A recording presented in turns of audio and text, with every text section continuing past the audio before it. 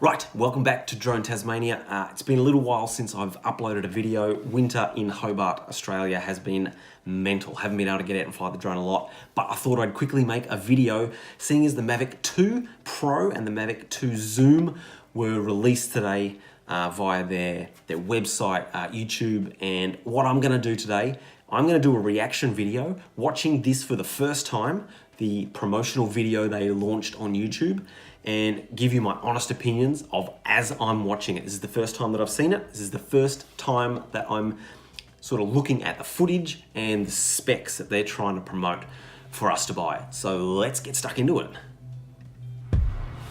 At DJI, true innovation is seeing the bigger picture.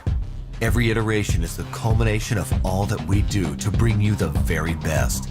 Here's everything you've been waiting for and beyond. This is Mavic 2.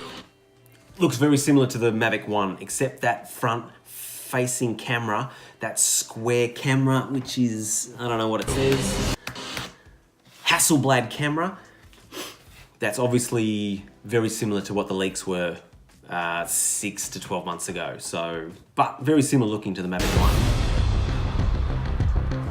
1. The aircraft comes in two new editions, Mavic 2 Pro and Mavic 2 Zoom. Both cameras utilize DJI's latest 3-axis gimbal technology, ensuring smooth, stable footage in any situation.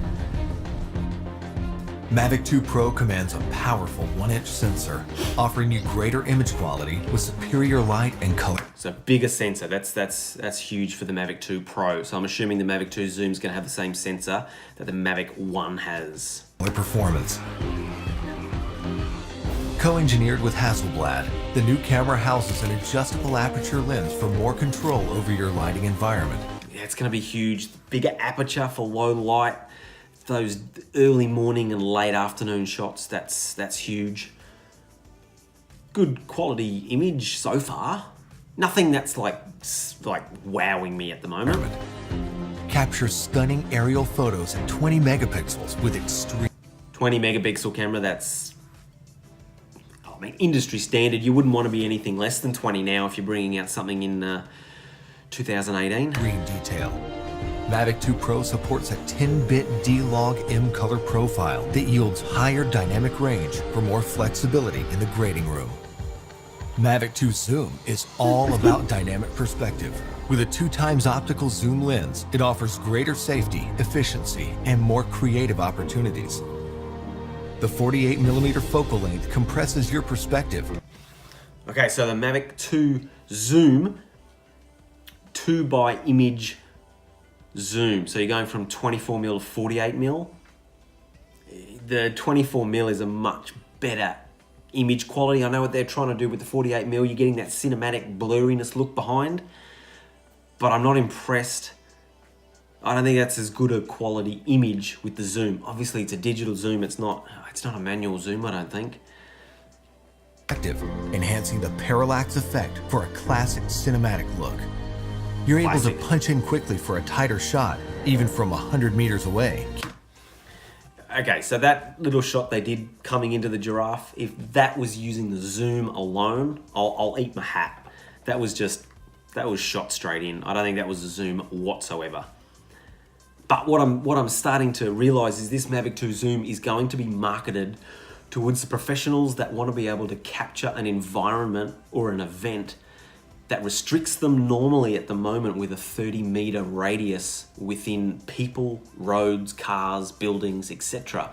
So if you can be 60 meters away and still get that 30-meter perspective, or even closer, I think that's a huge positive for the zoom. Keeping a safe distance from your subject. Don't be fooled by its size. Mavic 2's zoom lens is powerful, constantly adjusting to your commands for seamless zoom control and autofocus tracking. This keeps your subject clear while you focus on framing. Mavic 2 Zoom gives you access to dolly zoom for an otherworldly warped perspective.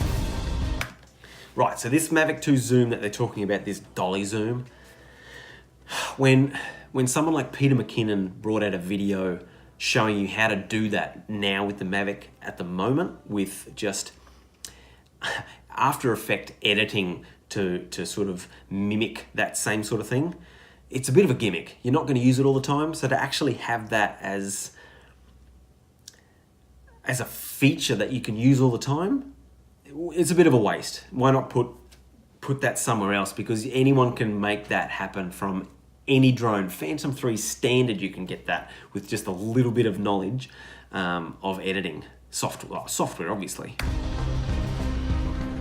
Not to mention, I hate that dolly zoom look. I just think it's a bit spacey. Editions record 4K video with an advanced H.265 compression, so your images retain even more detail. Speed things up in a dynamic aerial hyperlapse with a simple tap of a button. 4 different modes give you a variety of shots for any time-lapse situation. Hyperlapses look amazing. However, I've just paused it on this shot, this hyperlapse at night over Singapore. Like, this is dead set downtown Singapore. It's probably a no-fly zone anyway. But having shots like this, the average consumer can't get these shots because you can't fly at night. So you have to be a professional licensed drone pilot to be able to get this shot that I've paused on at the moment. But that's like superb. That's a superb image. I don't know whether I believe that detail and that quality came out of a Mavic 2 Pro. I'd like to see a recreational dronist with a nighttime license to be able to fly try and mimic that shot. I bet you it can't happen. I'd like to be proven wrong though. Mavic 2 also supports enhanced HDR photo and improved technique. HDR photo, that's pretty cool. Image stacking to get a HDR image. It blends a sequence of photos for greater dynamic range and image clarity. It wouldn't be a Mavic if it couldn't go with you anywhere, anytime. Portability. We kept that same foldable design and tweaked a few things that make a world of difference. After countless hours of research and testing, Mavic 2's refined chassis and low-noise propellers make it DJI's most advanced aerodynamic aircraft to date. These subtle yet... So they're saying it's low noise, most aerodynamic, which doesn't mean it's quieter. So it's probably using the same props that they brought out for the Mavic 1. Powerful improvements give you a smoother, quieter flight for greater discretion when the situation requires. Again with the zoom. Mavic 2 extends your creative potential with up to 31 minutes of flight time and a max speed of 72 kilometers per hour in sport mode.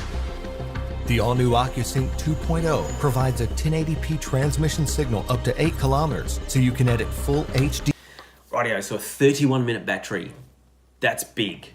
So another 4 to 5 minutes from the Mavic 1. That's quite a big step for the battery. 72 kilometers an hour in sport mode. That's flying. I don't know what that is in miles an hour, but 72 k's an hour. That is hooking along, and up a full HD transmission up to 8 kilometers. Good. Although you're not flying 8 kilometers away, because I guarantee you cannot fly 8 kilometers and get back on a 31-minute battery sort of life. So I'm assuming they're saying that you'll have a much better and a much stable 1080p transmission link to your phone or your iPad or whatever you're using. Obviously 4Ks, you'd probably go 4Ks out, 4Ks back on a battery, or 4.5, 5Ks either way. But up to 8Ks, it means you could fly it from point A to point B 8 kilometers away with a good 1080 signal. Obviously line of sight is an issue, so you'd have to be flying over the ocean. HD footage directly from the cache on your mobile device. Well, no one's doing that. 2.4 to 5.8 gigahertz auto switching offers better performance in environments with busy signal interference. Yeah, that's cool. It's switching between the 2.4 and the 5.8 gigahertz for busy cities and buildings. Yeah, but you can't fly through the city anyway, so yeah, that's a moot point. For the first time in a DJI drone, Mavic 2 boasts obstacle sensors on all sides of the aircraft. That was just inevitable for the Mavic to catch up to the Phantom series and just have 360-degree obstacle avoidance. We were all expecting that, I think. Its digital nervous system continually transmits data to a new, more powerful central processor. The aircraft analyzes every inch of its surroundings to move around obstacles without stopping, so you can focus on capturing the perfect shot. Yeah, that's a good feature. When you have a need for tracking at high speeds, stay fully immersed in the action with Active Track 2.0. Okay, so Active Track 2.0. That was always an issue with the Mavic 1. You're tracking a car and then another car either goes in the opposite direction or goes along with it, and it just doesn't know what to track. So having that capability to be able to track one subject and have something similar come past it and it not try to switch between, that's good. Aided by its vision systems, Mavic 2 maps a 3D view of the environment for greater accuracy in tracking up to 72 kilometers per hour. Trajectory prediction algorithms also help to maintain course when your subject is blocked by an obstruction. Oh, that's cool.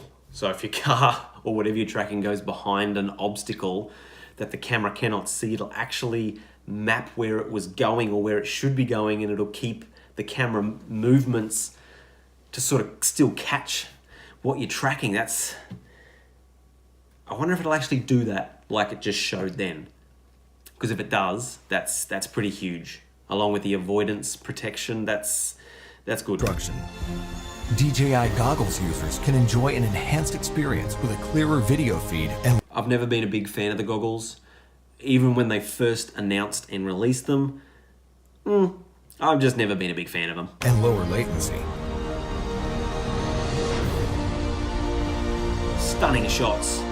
When it comes to portability or quality, small details or the big picture, your Well, that shot there was obviously above regulations. vision or reality, Mavic 2 brings the best of both worlds. So you can explore Nice. the outer reaches of your Nice imagination transitional sequences. and create content that truly feels out of this world. Don't mind the look of that square camera. Right, so that is my genuine first impressions watching this live. Not bad. So you're looking at two new, the Mavic 2 Pro. Let's just try and find out what that is actually going to be worth while I'm talking about it. Mavic 2 Pro. So they're ready to ship immediately. $2,300 Australian for that. That's Phantom 4 Pro money. Wow, and that's big dollars. You can now buy a Mavic, a brand new Mavic, for less than $1,500 Australian. You're not paying $1,000 more. Well, I wouldn't. Let me know if you would. That's big dollars. Bigger battery, that's huge. Obstacle avoidance 360, that is massive. It looks like a Mavic 1. Square camera on the front. It's going to have better stabilization.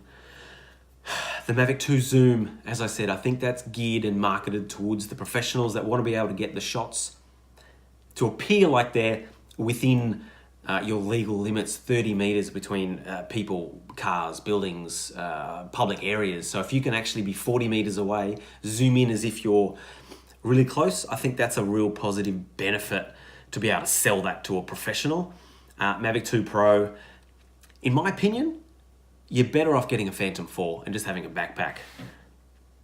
But that is my real-time review of what I'm seeing from DJI's promotional video they only put out a couple of hours ago. Let me know your thoughts. Are you going to get one? Are you going to wait until it comes down in price? Would you swap your Mavic 1 for a Mavic 2 straight away? Let me know your thoughts. Right, thanks for watching. Thanks for being a subscriber. Just at the end of this video, have a look at some of the footage I shot recently in Hobart at Mona Museum. Absolutely perfect winter's dusk flight.